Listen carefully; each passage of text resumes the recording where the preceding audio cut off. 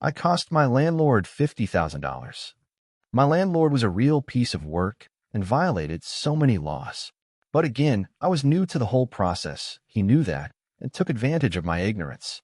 I lived in one place that I really enjoyed, and I signed a renter's agreement with the landlord. And then, after 2 months, he said I had to leave because I made too much money. I loved this place, and I was paying a very decent rent, but he said not to worry, that he owned another building that had available apartment in it and I could move into it. Begrudgingly, I made the move over there. It wasn't as nice of a place by far, though it still had the same amount of rooms. A bedroom, a smaller office, so I figured that I couldn't complain. Also, he charged me the same rent, even though I never signed anything for this place. He just literally switched keys with me. This new place was kinda gross though. Cracks on the wall, black mold growing in certain corners, the bathroom door literally didn't close. The radiator leaked water, and the toilet, well, let's just say it wasn't the same color on the inside as it was on the outside. As the months went on, I began to notice things were different when I'd come back from work. Sometimes it would just be, did I leave those papers like that? Or there's muddy footprints here. I figured out that my landlord had been coming into my place when I wasn't around. This was the last straw, and with the support of my boss, who was also my good friend, I began looking for a new place with a different landlord. I finally did, and I told my boss that I was unsure if I should put in notice or what. My boss asked me if I had signed lease papers for that place. I said no. In his exact words, he said, "F it, pack up your stuff and move." Therein lies the most stressful move I have ever experienced. I didn't own a lot of things, but what I did own meant a lot to me. I'd earned it. I had my best friend there helping me pack my stuff up. My best friend was also my boss's wife, as well as 2 of their kids. We loaded up a small amount of things when Mr. Douchebag landlord got tipped off. He then kicked my friend off the property and told me that if I left the apartment, he would chain to locks and not let me back in. Keep in mind that this is not before the end of the month, and I'd already paid for the entire month. So I sat in my apartment crying, trying to figure out what to do. I called my boss and one of my brothers, and I was scared to leave my apartment because I didn't want to lose any of my things. After my reinforcements came, the landlord backed off, and I quickly got all of my important things out of there. Before leaving, however, I took some quick pictures of the mold, cracks, and other disgusting things around my apartment. A few days after settling into my new place, I went to the city hall and the health and safety board and showed them the pictures. Turns out they were just as interested in the mold as I was. Nearly a year later, I ran across one of my old neighbors from inside the building, an older lady who had lived just below me. We made quick pleasantries, and then she asked me if I'd heard about what happened after I left. I said no because my new place was in the next town over, so I didn't get a chance to visit the neighborhood anymore. Apparently, thanks to those lovely pictures I sent in, my landlord was investigated, and he was forced to do just over $50,000 worth of repairs on the building. Nothing better than when the bully gets bullied. Always take rental photos. We worked hard to afford our sucky little duplex, $600 a month in necessities, while trying to finish our degrees to one day get ahead. Our duplex was one in an entire neighborhood owned by a large company and managed by a super sketchy married couple who lived on the same street. Before our kid was born, we did the normal, excited new parent thing of painting his nursery and decorating. Our lease stated we needed permission to paint, which we obtained from the property manager, the husband of the couple. He insisted it would be fine, and being young and naive, we didn't get it in writing because he was so chill about it. So we paint and move on with our lives. A little while later, our lease was up, and we had given notice to vacate as we were moving closer to my husband's school. The property manager was understanding, everything was fine, and we scheduled our move-out inspection.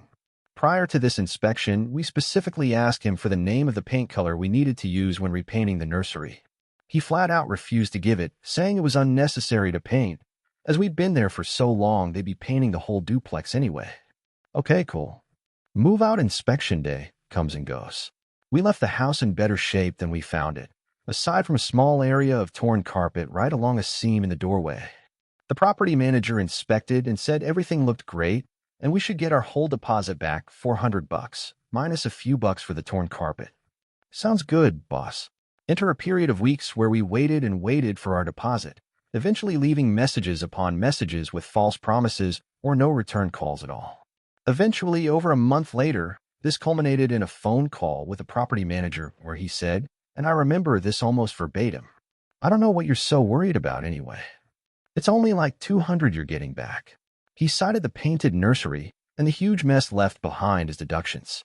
And I coldly informed him we'd be going to court then, because we didn't feel we owed for those reasons. The place was spotless when we left. Aside from the 6-pack of beer, we left him in the fridge for being chill. Not 1 hour later, he called back, and miraculously, our refund check had just shown up in the mail. Already knowing he was trying to screw us, we installed a recording app on my phone. We're in a one-party consent state and went to the office. The check indeed was only for 200 of our deposit and included no list of what they charged us for. Unimportant detail. We intentionally goaded him into admitting that he had told us not to paint and that the house looked great on move-out and went on our happy way, revenge plan already unfolding. We didn't cash the check and instead emailed the CEO of the entire property company, copying in the property manager and detailing the entire process. The CEO sent back a smarty-pants email with a cute little typed-up list of deductions, including all the things we were specifically told we wouldn't be on the hook for. A fun detail was that even by his own math, they owed us 230 of our deposit. No one really had an answer for why they tried to issue a check for 200, but whatever. Joke was on him, because we began digging through all the state regulations on security deposits and refunds, hoping to prove that our length of stay meant he couldn't charge us for wear and tear things like carpet cleaning, etc. And in our search, we instead happened upon a statute requiring landlords to return security deposit refunds and an itemized list of deductions within 30 days or lose the right to withhold for actual damages and be subject to treble damages if the landlord is thought to be maliciously withholding the refund. So we typed up a demand letter for our entire security deposit, citing the statute, which he had broken because we didn't receive any refund offer or itemized list until 6 weekends later. And when he sent a smarty-pants reply, we filed in small claims court for our entire deposit plus treble damages and court costs. Now, I don't know if it's clear at this point, but I can be really freaking petty if I feel like someone is trying to F with me. And it was clear this guy made a career out of stealing money from low-income renters who likely could never afford to fight it. I was pissed. I spent the next month before our court date compiling all email correspondence, in which he'd screwed himself over numerous times by providing written documentation that he exceeded time limits, charged incorrect amount, etc. I also compiled phone records showing dozens upon dozens of unanswered and unreturned calls to the property manager and detailed accounts I'd made immediately after hanging up of lies from the property manager. I printed out a screenshot from the company's own website detailing the CEO's role as the legal advisor, so I could innocently claim, shouldn't he have known the statutes for these issues? I printed all the relevant statutes and highlighted the important parts. And then I made 3 freaking copies of everything, and nicely compiled each in a binder, complete with sleeve protectors and page numbers. One for our own reference, one for the butthole property manager, or the CEO. We weren't sure who would show up, and one for the judge himself. We also took our handy little recording of the property manager admitting to all the stuff he lied about and then pretending to have never said. Needless to say, the judge laughed at how prepared we were, asked if we were law students, and then awarded U.S. treble damages and court fees as well as interest. I will never forget the CEO's face when we looked over and smiled at him. All his butthole emails and disregard for the law were on the table, and rather than giving us the original $350 or so we were promised from our deposit, he ended up paying us over $1,300. A month later, it was glorious. Oh shoot, edit.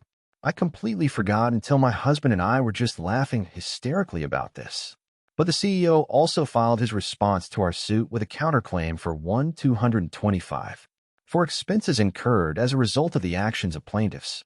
He never really said how he got that number, but in his last email before we sued, he did say, "I hope we can avoid litigation in this matter, but we will engage aggressively if forced to do so." Well, I wasn't sure if people would love this story as much as I do, but here we are. So I'm including my husband's final email to the CEO before court. Man, he has a way with words. And I wanted to read this email to you right now. Mr. Blank. This afternoon, we will be filing a case in small claims court against the corporation you represent, Blank. By not returning our security deposit within 30 days of the end of the lease, without providing an itemized list of deductions within the same time period, you have violated code such and such. You thereby forfeit any right to withhold any portion of the security deposit. Additionally, we are entitled to sue for up to 3 times the amount illegally withheld. unless you can show by a preponderance of the evidence that this was an accident. Our phone record showing well over a dozen unreturned phone calls. The fact that the check was not dated until the 6th of April, 7 days after the 30-day deadline. The fact that the check was not made available to us until the 16th of April, 17 days after the deadline, as well as the fact that your company deducted $200 from the deposit, despite having only $170 in documented damages, show quite clearly that this was not an honest mistake. We tried to deal with this outside of court, and we asked for only $382 because of your failure to meet our reasonable requests, despite your obvious violation of the law. We will now be suing for $1,425. That's the $400 security deposit plus the $75 refundable pet deposit times 3 plus 18. $91 for certified letter costs plus interest on the amount owed determined by date of judgment plus cost of the legal process estimated $85. We tried to settle this amicably and for a small amount. Now we will settle this legally and for the maximum amount allowable by law. We have no desire to settle outside of court for any amount less than $1,425, plus all costs already incurred. There is no need for you to contact us. Sincerely, blank. Plus, we have a similar story down in the comments. Same thing happened to us. We had the movement condition list that the screen was ripped and the carpet was in poor shape. Plus, receipts of 2 additional times asking them to repair the screen. Upon move out, we had a professional cleaner, a relative, who helped us clean. Plus, we took photos of everything pre-move in and post-move out. This sucky religious older couple, the praise Jesus types, with religious iconography all over the office walls, managed the place. We went ballistic when they refused to give us our full deposit back. We took a drive to the property owner's corporate office and showed them everything. They started an investigation and found they had been ripping everyone off, not doing the required repairs and pocketing the deposits. Mr. and Mrs. Jesus Freak were sentenced to 10 years in state prison. Fight back and always take photos.